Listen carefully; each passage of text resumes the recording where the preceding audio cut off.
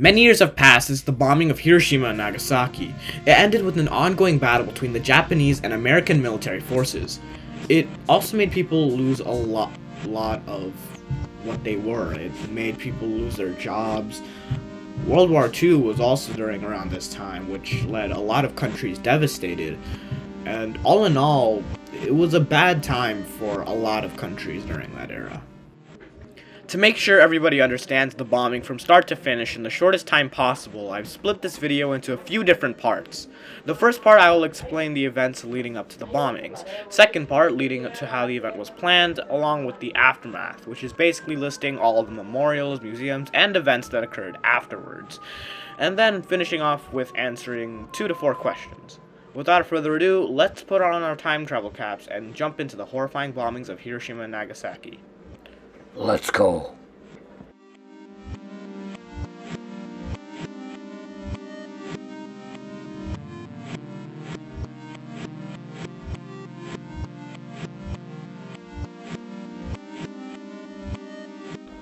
On December 7th, 1941, Pearl Harbor was bombed, surprising Americans nationwide, leaving hundreds of people dead and even more wounded. What was terrible about such a thing was that the Japanese folk did warn of such a thing. It wasn't enough to grab full attention, and thus dozens of people in Hawaii near Pearl Harbor suffered, and suffered greatly. Why did Japan do this? They mainly did it because they wanted the US to not interfere with their plans to take over and dominate the UK, South Asia, and the US, knowing that the US is pretty much very experienced when it comes to war. They pulled what was pretty much an element of surprise. This was also happening during the infamous World War II, which would make things terribly worse. Following that December, America finally joined the war. Their main target? Japan, of course. After a couple of attempts for peace, the US warned and threatened the Japanese about utter destruction. But just like how the warnings from Japanese folk were not big and clear enough, to the Japanese it was just a really empty threat. However, at the same time, America was also studying and testing nuclear weapons, and with that research, knowledge, and experience in nuclear weaponry, they had a huge advantage, and after a while, the infamous Little Boy and Fat Man were created. America is now fully loaded and ready to end the war, which, at this point, has gone on for at least more than 5 years. Soon enough, America made their main targets Hiroshima and Nagasaki, which were 2 thriving cities of Japan. In a way, for America, the devastation was soon to cause what would be the best way to end the war.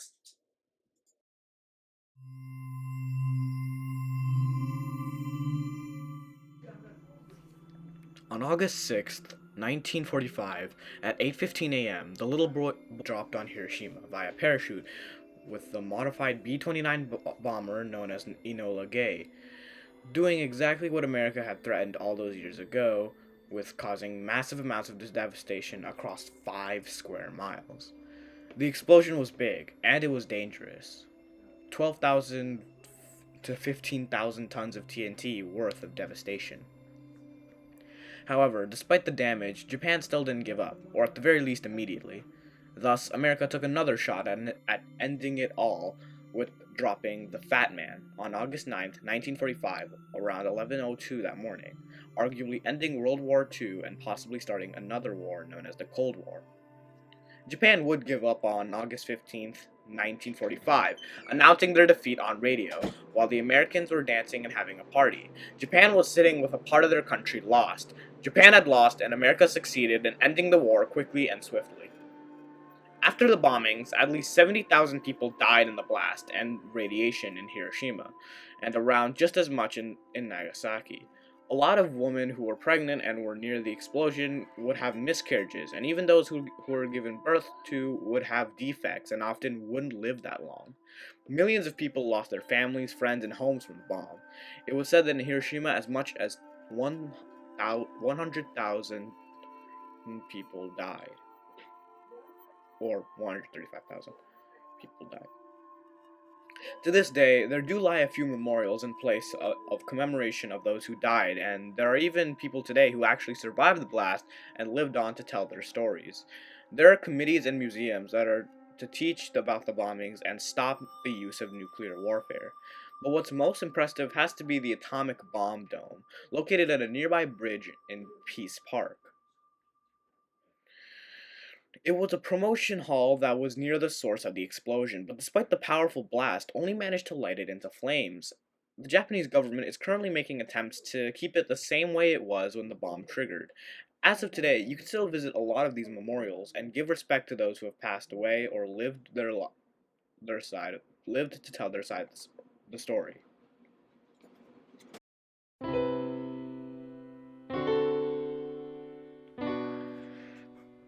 Since the bombings of Hiroshima, America has signed a treaty with Japan known as the Peace of Reconciliation or something. I don't know. I'll put it in the bottom. But basically, the treaty was about how if Japan were to get with any trouble with war or something like that, America would help them by putting military bases and military forces on Japan itself to help in a way defend Japan. And since then, America really hasn't been using any nuclear warfare, and there have been committees out there who have been trying to stop the use of nuclear warfare and more so just get rid of it and hopefully just never use it again.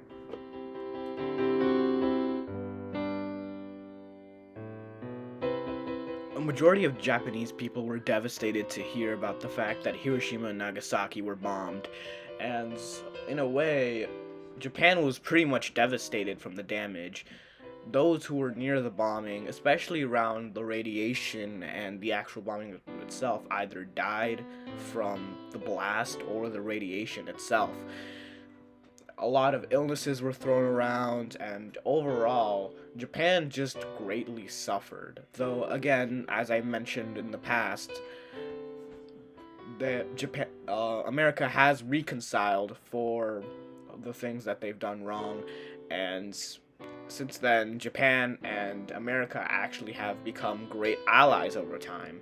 So, I don't really see any chance of Japan and America having any differences as of now, and we can only hope that no such thing as what happened in Hiroshima and Nagasaki really happens again.